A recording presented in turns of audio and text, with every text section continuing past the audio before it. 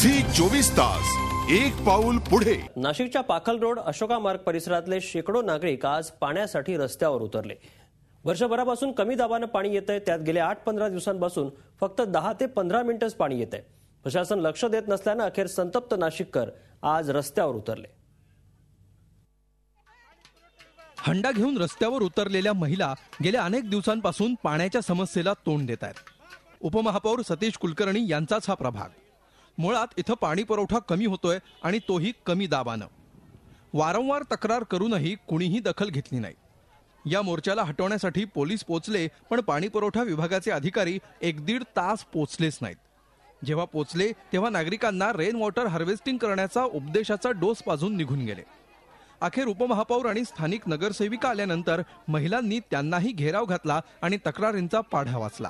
वरती दुसऱ्या तिसऱ्या चौथ्या मजल्यावरती पाणी पुरत नाही। आम्हाला आता सध्या 10 मिनिट सुद्धा पाणी येत नाही आणि हा प्रॉब्लेम 1 वर्षापासून आहे। सगळ्या एरियामध्ये 2 वेळा पाणी येतं, आमच्या एरियामध्ये एकदाच पाणी येतं। आमच्या सोसायटीमध्ये 120 कुटुंब आहे, एकच कनेक्शन असल्यामुळे आम्हाला प्यायला सुद्धा पाणी पुरत नाहीये।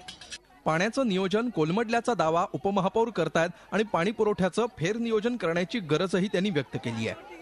गेल्या जवळ 15 दिवसापासून असं चाललेलं आहे की बऱ्याच ठिकाणी पाणीपुरवठ्याचा प्रॉब्लेम आलेला आहे आणि ही सत्य परिस्थिती आहे, वस्तुस्थिती आहे।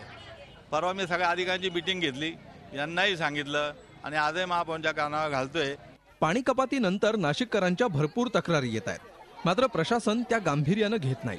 नागरिकांचा उद्रेक झाल्यानंतर प्रशासनानं घाईघाईनं टँकरमधून पाणी पुरवायला सुरुवात केली आणि पाण्याचा प्रश्न 8 दिवसात निकाली लावण्याचं आश्वासन दिलंय।